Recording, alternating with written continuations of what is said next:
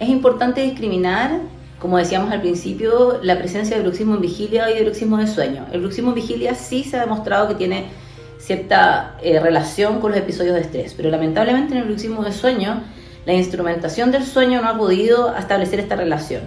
Y esto es probablemente porque los pacientes confunden los síntomas con la presencia de una actividad muscular durante la noche.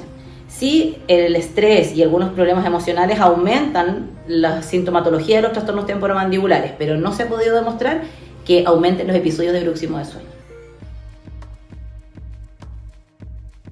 Claro que cuando se presenta dolor en la musculatura estamos hablando de un trastorno temporomandibular. Los trastornos temporomandibulares son de origen multifactorial, por lo que cuando nos enfrentamos a un paciente que presenta alguna de estas patologías, tenemos que evaluar parafunciones, higiene de sueño, otras comorbilidades médicas, dolor en otras partes del cuerpo, y todas estas cosas van a determinar el inicio y la evolución de un trastorno temporomandibular. No es solo el apriete dentario en lo que tenemos que fijarnos.